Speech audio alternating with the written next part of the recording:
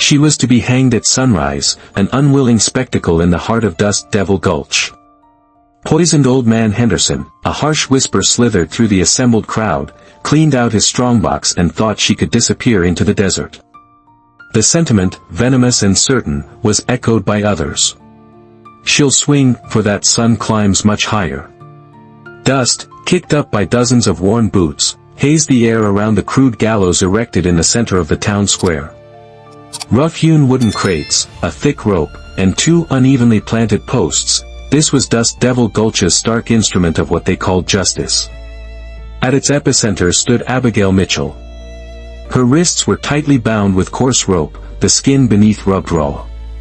Iron shackles chafed her ankles, a grim testament to her captivity.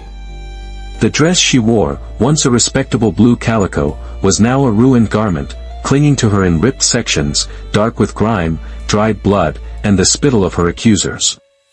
Her flaxen hair, matted and dirty, cascaded over a brutally bruised cheekbone and an eye swollen almost entirely shut. Yet, no tears traced paths through the filth on her face. Those had dried up hours ago, sometime between the last of the beatings and the chilling silence of her final night in the sheriff's makeshift cell. A glass bottle, hurled from the edge of the jeering crowd, shattered perilously close to her bare feet. "Shoulda just let the coyotes have her," a woman shrieked with a venom that cut deeper than any physical blow. "String her up high," bellowed a red-faced man. "Nah," a gravelly voice countered, "the rope's quicker, and a sight cheaper." The town preacher, a man named Miller, fumbled with a damp-edged Bible, his voice a low drone reciting scripture. Sheriff Brody, a stoic figure with a tin star pinned to his vest, observed the proceedings with crossed arms, a splinter of wood chewed thoughtfully between his teeth. None of them, not the preacher, not the sheriff, not the townsfolk, met her gaze directly. Abigail didn't raise her head. Her breath was a shallow, weary rhythm. She knew she wasn't guilty, but in a place like Dust Devil Gulch, being an outsider and penniless was condemnation enough. The noose, expertly looped, dangled ominously. The hangman, a burly man named Silas, reeking of stale whiskey, cinched the knot, his eyes deliberately avoiding hers. Sheriff Brody gave a curt nod. The rope was drawn taut around her slender neck. The hangman took a step back. A dreadful silence fell. Then, the stillness was shattered by a sound like a sudden thunderclap, the percussive beat of a horse's hooves pounding against the hard-packed earth. Gasps rippled through the crowd as a powerful black stallion charged into the square, its hooves churning dust into a swirling cloud as it reared dramatically. Astride the magnificent beast sat a man, tall and imposing in a long, dust-colored duster. The wide brim of his hat cast his face in deep shadow, a face that spoke of harsh miles and a harder resolve. With a fluid motion, he drew a Colt revolver from the holster at his hip and fired a single shot straight into the air. The report cracked with an authority that froze every man, woman, and child in Dust Devil Gulch. "Get your damn hands off my wife," he growled, his voice a low rumble that carried across the suddenly silent square. Sheriff Brody, startled out of his stoic composure, took a hesitant step forward. "Now who in the blazes are you, mister, comin' in here like? Someone you don't want to cross?" The stranger cut him off, his voice devoid of any emotion save for a chilling certainty. He swung a leg over his saddle, dismounting with an easy grace that belied the tension in the air. From a saddlebag, he retrieved a folded piece of paper, tossing it dismissively towards the preacher's feet. It fluttered open in the dust, revealing official-looking script and 2 names, Jedediah Stone and Abigail Mitchell. A marriage certificate, dated 3 weeks prior. The hangman, Silas, hesitated, his eyes darting from the stranger to Sheriff Brody, then back again. He slowly backed away from the noose. The stranger moved with purpose, his worn leather boots thudding on the wooden steps of the gallows, each step a resonant beat that seemed to make the crude structure tremble. Abigail hadn't looked up, not even when Jedediah Stone's shadow fell over her. He touched her arm gently. "You all right, Abby?" he asked, his voice unexpectedly soft. She offered no reply, her body swaying. Her knees finally buckled. He caught her effortlessly before she could collapse, scooping her into his arms as if she weighed nothing. He turned to descend the gallows.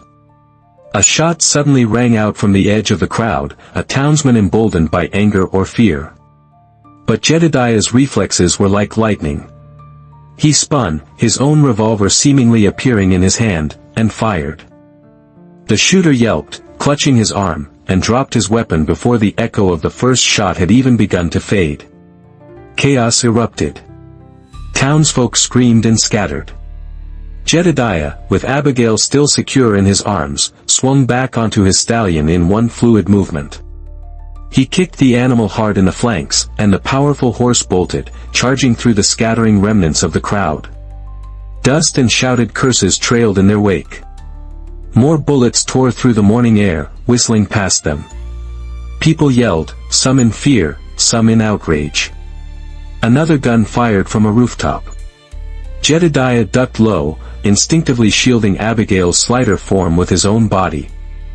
And just like that, as the sun began to truly warm the dusty ground of Dust Devil Gulch, the hangman's rope swung empty. Abigail Mitchell was gone, spirited away by the most feared gunslinger in the territory, the man who now called her his bride. The sun had barely cleared the distant, jagged horizon when Jedediah's stallion thundered across the open plains, its hooves devouring the cracked earth and sparse, golden grass.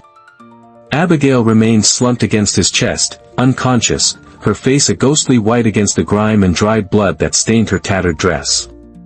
Jed held her steady with one strong arm, guiding the powerful horse with the other, his jaw set in a grim line, his eyes fixed on the rugged hills that lay far ahead. Behind them, the faint but unmistakable roar of pursuit was a low rumble on the wind. Dust Devil Gulch, he knew, would not easily relinquish its prey. Reaching a fork in the trail, Jed made his first calculated move to throw off their pursuers. He reined in the stallion briefly, dismounted with Abigail still held carefully, and led the horse through a dry, rocky arroyo, meticulously walking backward to obscure the direction of their hoof prints. After a quarter mile, he doubled back under the cover of a dense thicket of mesquite trees and then struck out due west, dragging a spare length of rope behind him to create a false trail suggesting they'd continued in that direction. The sun climbed higher, its heat intensifying. Abigail stirred once, a low moan escaping her lips, but she did not wake. By mid-morning, Jed guided the horse onto a narrow, almost invisible path, cleverly concealed behind a cluster of thorny scrub brush and jagged sandstone outcrops. There, nestled in a cleft of the hills, he found what he was looking for, a small, cool cave, shadowed and blessedly quiet. He laid Abigail down gently on the packed earth floor. Jedediah pulled a canteen from his saddlebag and carefully trickled a few drops of water onto Abigail's parched lips. She coughed weakly, then her eyelids fluttered. Her one good eye opened wide, focusing on him with dazed confusion. "Where?" she managed, her voice a dry rasp. "You're safe," Jed said simply, his voice rough but low. "For now." He didn't elaborate. He didn't need to. The implication was clear: if he hadn't intervened, she'd be lifeless, swinging from that crude noose. What they were about to do, that ain't justice. That's the law of wolves. Abigail blinked again, still disoriented. Why did you?" Jedediah didn't answer her question directly. He handed her the canteen, then turned away to scan the pass below, his gaze sharp and alert. The unspoken question hung heavy in the cool air of the cave, like gunsmoke after a battle. Far in the distance, a telltale cloud of dust rose against the clear blue sky. A search party. Jed's eyes narrowed. They were moving quickly. Too quickly. "Town dogs," he muttered under his breath. Then he spotted something else, a second group appearing from behind a northern ridge. Riders in dark coats, on dark horses. Not townsfolk. Bounty hunters. He recognized one of them, a ruthless tracker out of Santa Fe named Silas Kane, a man who never asked questions, only collected what was owed, be it money or lives. Kane wouldn't be here by chance. Jedediah swore softly. The men who had paid him to ensure Abigail's silence must have learned he'd let her live. Now they were sending others to clean up their perceived mistake, with bullets. He reached for his rifle, a battered Winchester, its stock darkened from years of sweat and use. He checked the chamber, sliding the bolt back with a practiced, lethal flick. "Abigail," Jed said, his voice still low but now edged with urgency, without looking directly at her. "We've got trouble. More than one kind." He gestured towards the approaching dust clouds. "We have to move. Now." She tried to sit up, wincing as pain shot through her battered body. "I can't. I'm not."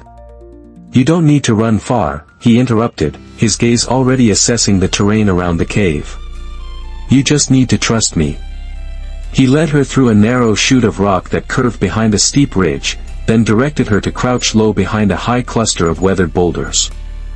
From this vantage point, they had a clear view of the pass below. He tied his horse further down a hidden trail, loosening the saddle slightly to make it appear abandoned if discovered. Then, they waited. The wind picked up, whipping grit into their faces. Abigail shivered, more from nerves than the slight chill. Jed settled his Winchester across the rocks, carefully adjusting his aim. "Stay down," he commanded softly. The sounds of approaching footsteps, hooves, and muted voices soon reached them. 3 men crested the rise. 2 were clearly from Dust Devil Gulch, their faces grim. The third, with a crueler set to his jaw, was one of Silas Kane's crew. Jed let the first man, one of the townsfolk, take a few more steps forward. He measured his breath. 1. 2. Then he squeezed the trigger. The crack of the Winchester shattered the afternoon stillness. The townsman dropped as if his strings had been cut, a dark stain blooming on his chest. Panic erupted. The other 2 scrambled for cover. Jed's next round found the bounty hunter mid-turn, a bullet striking him squarely. He crumpled without a sound. The third man, the other townsman, turned and fled, his boots skidding on the loose scree in his desperate retreat. Jed did not fire again. Abigail stared at him, her one good eye wide, her breathing ragged.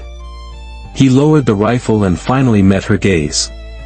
"I only fire when I know what I'm aiming at," he said, his voice flat. She said nothing, but in her silence, something shifted. Not fear, not precisely gratitude, but perhaps the first faint glimmer of understanding. They weren't safe yet, not by a long shot. But in Jedediah Stone's quiet competence and in the chilling sight of the bodies cooling below, she began to see the kind of man who had inexplicably saved her. Not a hero, not a husband in any true sense, but someone who never, ever missed. By the time Jedediah found a more defensible shelter wedged between 2 sloping cliffs in the depths of Coyote Canyon, the sun had dipped low, painting the western sky in violent streaks of copper and blood. He dismounted without a word, lifted Abigail, still weakened, still weary, from the saddle, and carried her toward the rocky alcove where the relentless wind couldn't reach. He set her down gently on a patch of smooth, packed dirt, handed her a worn blanket from his saddle roll, and then turned his attention to building a small, smokeless fire. Sparks soon flew from flint and steel, catching on a carefully prepared bundle of dry mesquite shavings and pine needles. The flames rose, slow at first, then steady, casting flickering shadows. Abigail didn't speak for a long time. She sat with her knees drawn up to her chest, her gaze lost in the hypnotic dance of the fire.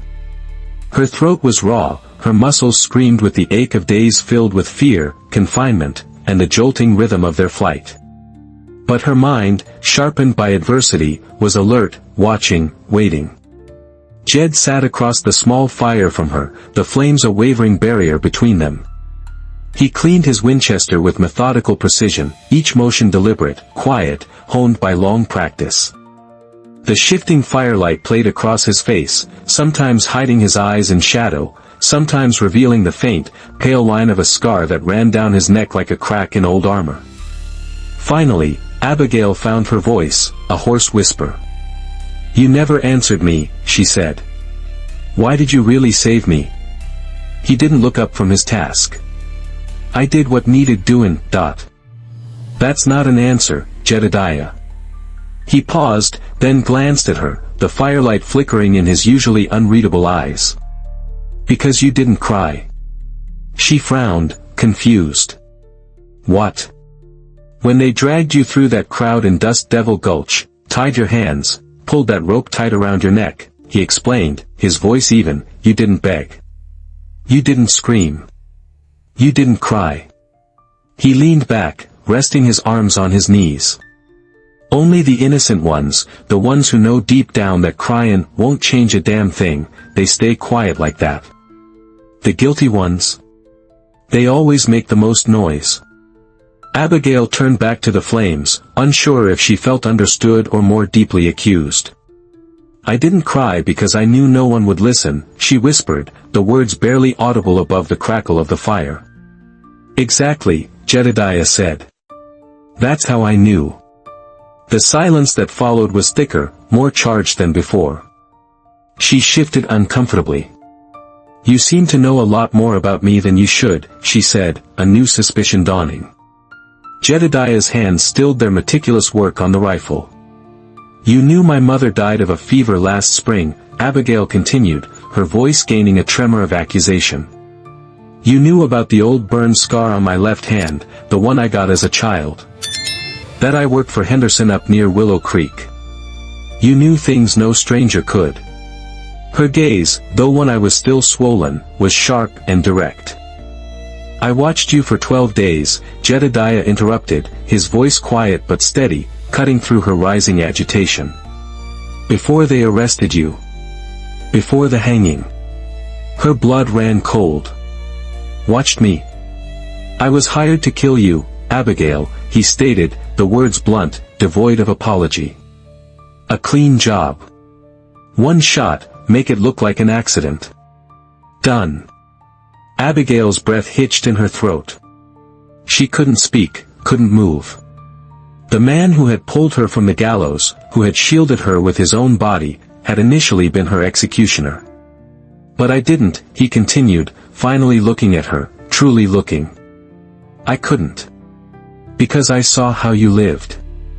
I saw the lies they were spinning in town.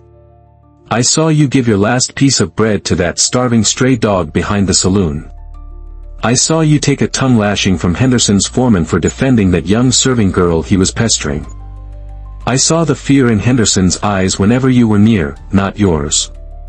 You were meant to die for someone else's crime, Abigail. Someone else's greed. That night, sleep offered no solace. Jedediah lay near the fire, eyes seemingly closed but every line of his body radiating alertness. Abigail lay awake, her heart pounding a frantic rhythm against her ribs. She watched the shadows lengthen and writhe across the canyon walls. The raw truth in his voice lingered, louder and more terrifying than any gunshot. Sometime in the deep, velvet dark before dawn, she rose. Gathering her meager, tattered belongings, she moved with the silence of a wraith. She reached for her torn, blister-worn boots, her mind set on an escape she wasn't sure she could survive, and then she stopped. Next to her worn-out footwear sat a brand-new pair of soft leather boots, sturdy and clearly her size. Atop them lay a small, folded scrap of paper. Her fingers trembled as she picked it up. The scrawled message was brief: if you run, at least do it comfortably. J. She stared at the note, then her eyes drifted to Jedediah, still lying by the dying fire, unmoving. Had he known she would try to flee? Or had he simply accepted that she might, and still offered this small, inexplicable kindness? She sank to her knees beside the boots, the fight draining out of her. But she didn't put them on. Instead, she sat in the pre-dawn chill, the silence of the canyon her only companion. When the fire had dwindled to glowing embers and the first kiss of dawn painted the canyon walls with gold, she stood, walked back to the fire, and sat across from him once more. Jedediah opened his eyes, his gaze immediately finding hers. I'm not going anywhere, Abigail said, her voice firm despite its hoarseness. He gave the faintest, almost imperceptible nod. Didn't think you would. Nothing more was said, but something profound had shifted between them, as quiet and elemental as dust catching the first light of day. Trust, not yet built, but perhaps recognized. And maybe, just maybe, beginning. The days that followed blurred into a grueling trek across an endless, sun-scorched wasteland. Rippling waves of heat rose from the golden sand and fractured stone, making the air shimmer and every breath a parched effort. Wind, hot and relentless, burned their skin. Yet, they kept moving. Jedediah led, steady and uncomplaining on his black stallion, with Abigail riding a scrawny mule he'd acquired from a deserted way station. She was learning, with every painful mile, not just how to survive the brutal emptiness of the desert, but how to see the land the way he did, like a living map, its secrets and dangers carved into his memory.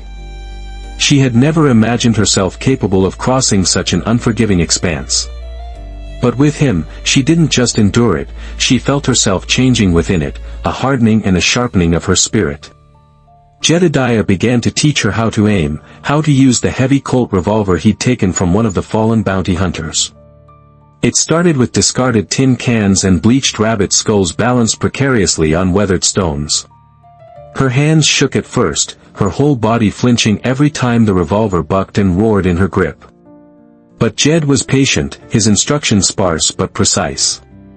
He showed her how to breathe, how to feel the weapon's weight, how to find the stillness within herself before gently squeezing the trigger.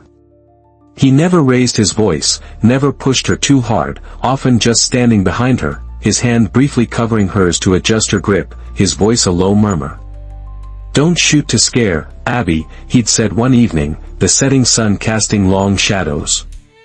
"You shoot to stop what's comin' at you.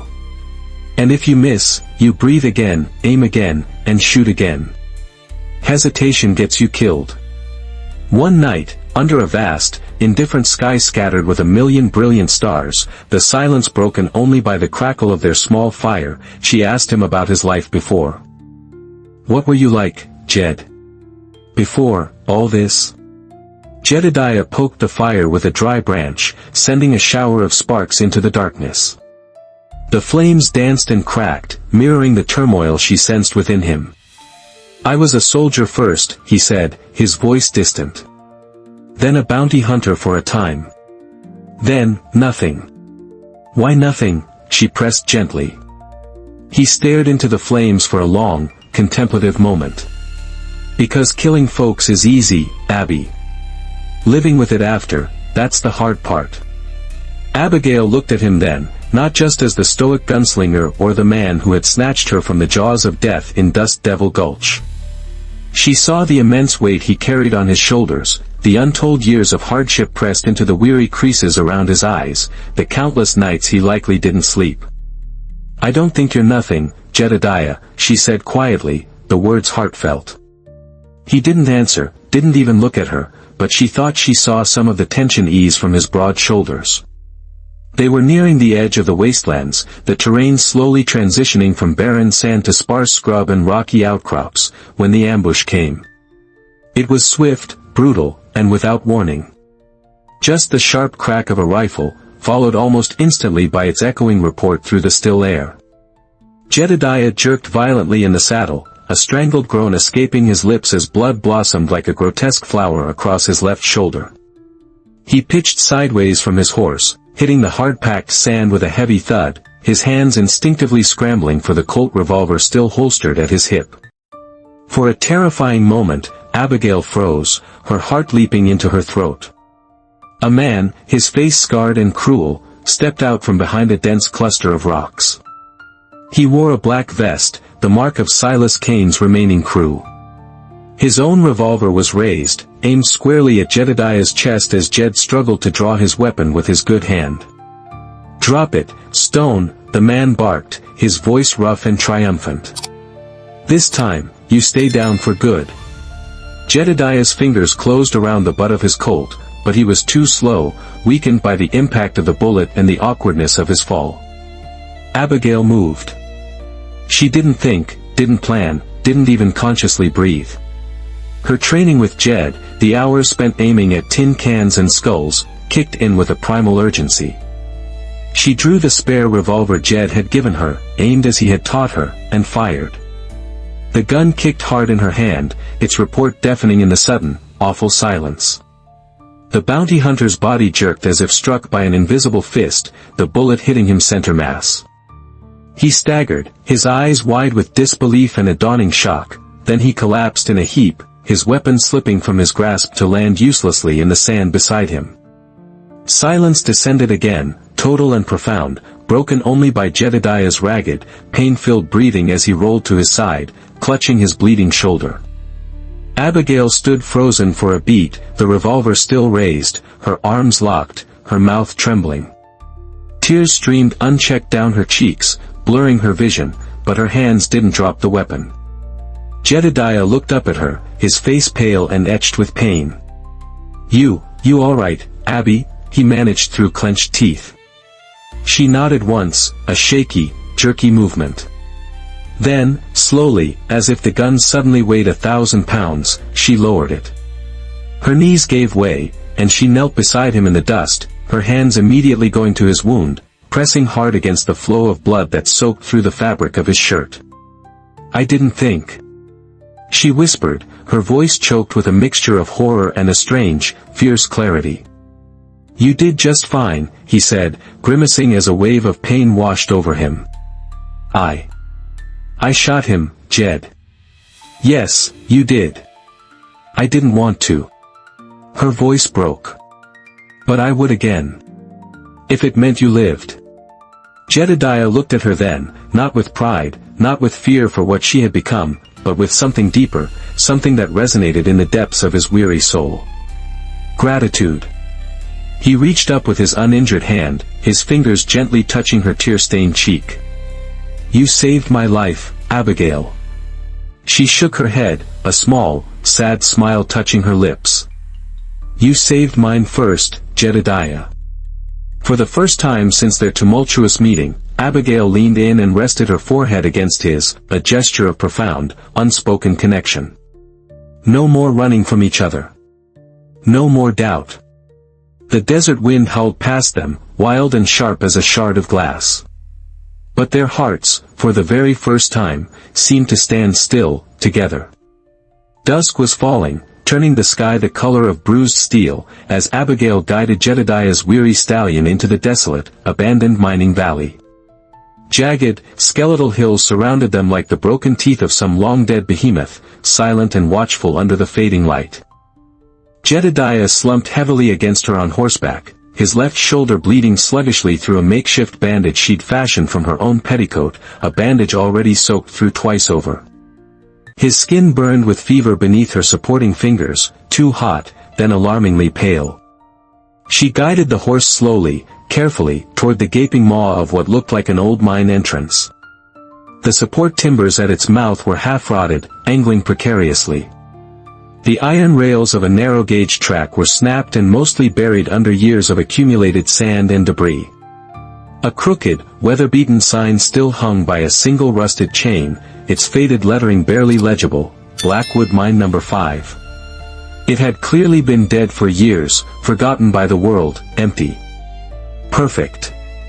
Abigail dismounted first, her own body aching with exhaustion, then gently, painstakingly helped Jedediah down. He staggered, nearly collapsing onto the rocky ground, but she caught him, her arm firm around his waist. "You're going to rest now, Jed," she said, her voice imbued with a resolve she didn't entirely feel. "No more moving. Not for a while." Jedediah didn't argue.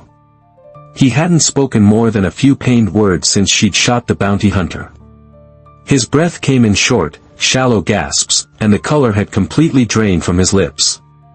Inside, the mine was cooler, the air thick with the stale, metallic tang of old coal dust and damp, unyielding rock. She found a relatively flat wooden platform, likely left behind by the long-departed miners, and carefully laid him down, covering him with their last remaining blanket. She lit a small, battered lantern she'd found in his saddlebags, keeping the flame low. Shadows leaped and danced across the rough-hewn walls like the ghosts of men who had toiled here and perhaps never made it out. He tried to sit up, his eyes clouded with fever. "Can't, Can't stay here, Abby. Too long, they'll find us. I know, she whispered, kneeling beside him, her touch gentle as she re-examined his wound. But you're bleeding out, Jed. I have to try and stitch it again, properly this time. Jedediah gritted his teeth, his body rigid with pain, as she worked with a stolen needle and thread from a mending kit he carried. Her own hands were shaking, but she forced herself to remain steady, not to cry.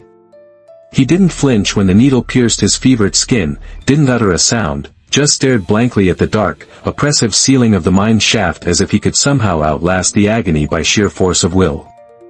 Outside, the wind had shifted, carrying new, unwelcome sounds. They were being hunted again. Silas Kane, or what remained of his posse, was relentless. Abigail quickly checked Jedediah's Winchester, loading every precious bullet she had left. Then, in a far, shadowed corner of the main chamber, half covered in dust and torn tarpaulins, she saw them, several wooden crates. Dynamite. Old, the sticks cracked and sweating nitroglycerin, but likely still viable.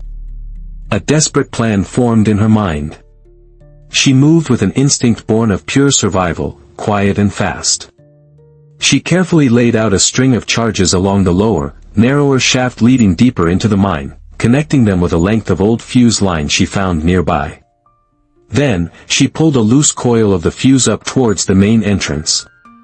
She left one narrow path open, just wide enough for perhaps 2 men to enter abreast, or more likely, single file. Jedediah's voice, weak and raspy, startled her from behind. Abby, what are you doing? They'll come in, Jed, she said, her voice grim, her eyes fixed on the mine entrance. They always do. Abigail. She turned to him, her face set in a mask of fierce determination. You said I needed to learn how to shoot, Jed. You never said I couldn't learn how to fight. He tried to argue, to protest, but the words wouldn't come. His eyes fluttered closed, his body finally succumbing to blood loss and fever.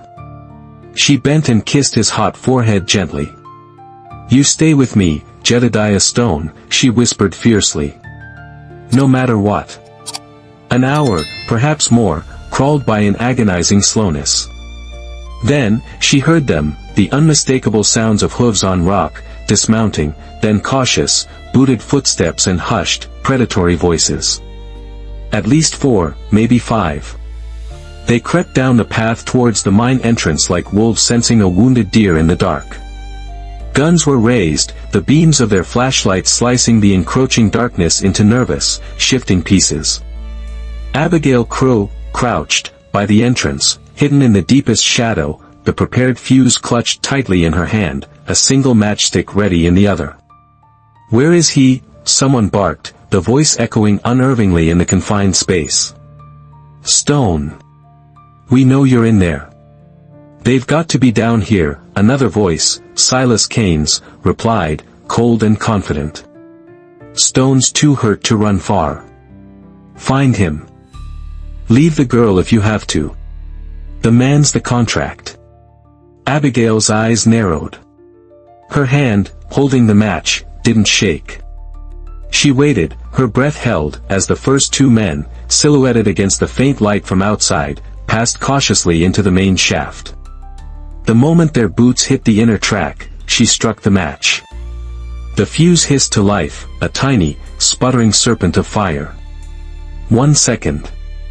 2. Boom. The mine roared as if the very gates of hell had burst open. The blast shook the ancient stone, sending a screaming torrent of fire, rock, and thick, choking smoke billowing through the shaft. Screams, sharp and terrified, echoed once, then were abruptly silenced. All that remained was a profound, ringing silence, punctuated by the slow, ominous creak and groan of collapsing timbers and the gentle patter of settling dust. Abigail ran back into the smoky, debris-strewn chamber, coughing, her eyes burning. Jedediah hadn't moved. She dropped to her knees beside him, shaking his shoulder with a frantic urgency. Jed! Jed, wake up! Please, wake up! His skin felt colder now, his breath terrifyingly shallow. "Don't you dare," she whispered, her voice cracking with emotion. "Don't you leave me, Jedediah Stone. You don't get to choose for both of us this time." She laid her body against his, holding him close, trembling uncontrollably. "I will not let you die," she vowed, hot tears finally tracing paths through the soot on her cheeks. "Not while I'm still breathing. Not while I still have hands to hold you." His eyelids fluttered, then opened, just barely. His gaze, though clouded with pain and fever, found hers. "You, okay, Abby," he rasped, the effort immense. She laughed, a choked, hysterical sound that was half sob. "You idiot," she breathed, relief warring with despair. Jedediah managed the ghost of a smile. "Told you, not to stay." "And I told you I'd choose," she countered, then leaned down and kissed him, a kiss that was salty with tears, fast, and desperate with the fear of loss. "Stay with me, Jed. Please, just stay." His fingers, cold but undeniably alive, brushed hers weakly. "Not going anywhere, Abby." They lay there together on the cold, unforgiving stone floor, their hearts hammering in unison, the mine shaft behind them sealed by fire and her own furious resolve. She had chosen, and this time, her choice was not to run. It was to fight for him. Because, for the very first time in her hard, unforgiving life, someone had truly, undeniably fought for her. Months later, the border town of Redemption Ridge lay nestled in a valley where the desert reluctantly gave way to scattered, hardy grasses. It was the kind of place where names often faded like worn denim, and stories of past lives drifted away faster than the wind that swept across its sun-bleached adobe roofs. Redemption Ridge was built on the quiet promise of second chances, a town where a person's history was rarely spoken aloud, and old scars were just considered part of a man's character, like the lines etched by sun and time around his eyes. Dust clung stubbornly to boots, no matter how many times they were wiped clean on the coarse welcome mats. The strong sunlight turned every porch into a slice of gold and every deep shadow into a sanctuary where secrets could remain undisturbed. Trouble, when it arrived, usually did so quietly, masked behind false whiskey smiles or announced by the hollow, lonely sound of an empty saddle returning. And folks in Redemption Ridge generally knew to keep their heads down when it did. But not here. Not anymore. Not at the edge of town, where a small, neatly kept adobe cafe stood beneath the sprawling, protective branches of a crooked mesquite tree. Above its clean, swinging doors hung a freshly hand-painted sign. The letters were simple but proud, Abigail's Place. No one in town asked who Abigail was, or the quiet, watchful man often seen mending a fence or reinforcing a shutter beside her. No one needed to. Jedediah hammered in the last nail on a newly repaired window shutter as the morning sun began to warm the porch boards. His sleeves were rolled up, revealing the faded, puckered line of an old bullet scar along his forearm, a permanent reminder of the Blackwood mine. Inside, the rich, comforting scent of brewing coffee drifted out on the gentle breeze, strong, a little bitter, and undeniably grounding. Abigail moved with an easy grace behind the counter, a clean apron tied neatly around her waist, a faint, endearing smudge of flour across one cheek. She hummed a quiet tune as she served hot coffee and freshly baked biscuits to two ranch hands who came in every Thursday morning, their pockets holding silver and their tongues ready with local gossip and tall tales. Their lives, Jedediah's and Abigail's, had shrunk, or perhaps expanded, into something blessedly simple, something unexpectedly soft, shared in comfortable silences, half-smiles across a crowded room, and the quiet, unspoken rhythm of two people who no longer needed words to understand everything that mattered. It was, against all odds, enough. Until one morning, the cafe door creaked open slowly. A man stepped through, tall and lean, his clothes stained with the dust of long, hard travel, his long coat dragging the memory of the trail behind him. His heavy boots struck the wooden floorboards with the ominous sound of a dire warning. He didn't smile, didn't even blink, just scanned the small room with eyes as cold and hard as iron. Then, his gaze locked onto Jedediah. "You him, the man asked, his voice cracked and dry from too many miles and too little water. Jedediah didn't move, didn't flinch, just met the stranger's gaze steadily. "Jedediah Stone," the stranger continued, his tone flat, accusatory. "Used to be a bounty hunter out of the Elkhorn Ridge territory, they say." The cafe, moments before filled with the low hum of conversation and the clatter of cutlery, fell deathly quiet. Coffee stopped mid-pour. Forks hovered, forgotten, above plates. Abigail stepped forward from behind the counter. She didn't raise her voice. She didn't reach for the shotgun she kept prudently stowed beneath the counter. She just looked the stranger squarely in the eye.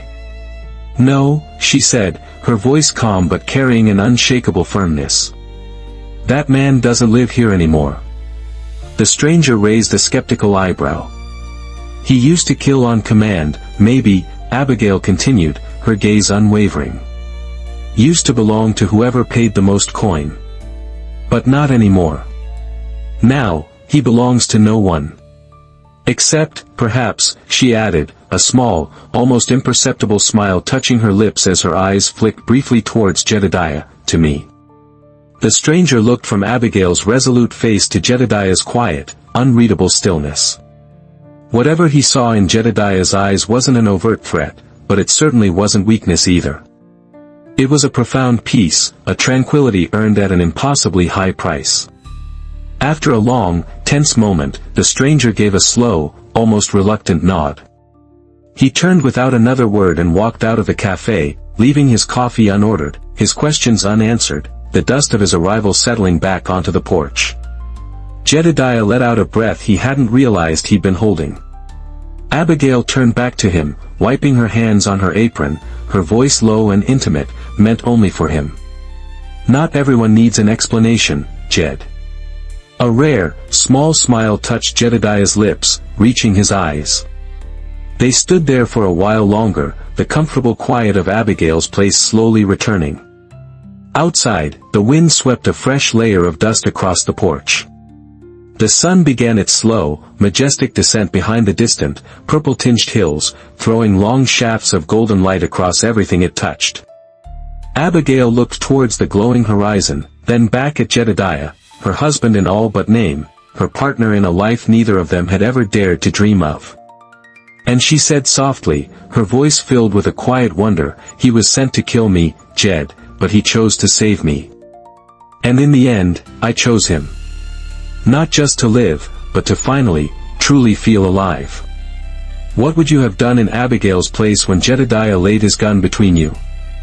Would you have sought revenge, or seen the chance for a different kind of justice? Share your thoughts in the comments below. Has someone ever underestimated you because of your past or how you looked, only to discover the steel beneath? We'd love to hear your stories of respect earned the hard way, when silence spoke louder than any accusation. If Abigail and Jedediah's perilous journey to find redemption in each other resonated with you, don't forget to hit that like button, share this story with someone who believes in second chances, and subscribe for more tales of everyday heroes and unlikely saviors standing their ground. Because respect, and sometimes even love, isn't always given, it's forged in fire, and earned, often in the most unexpected of ways.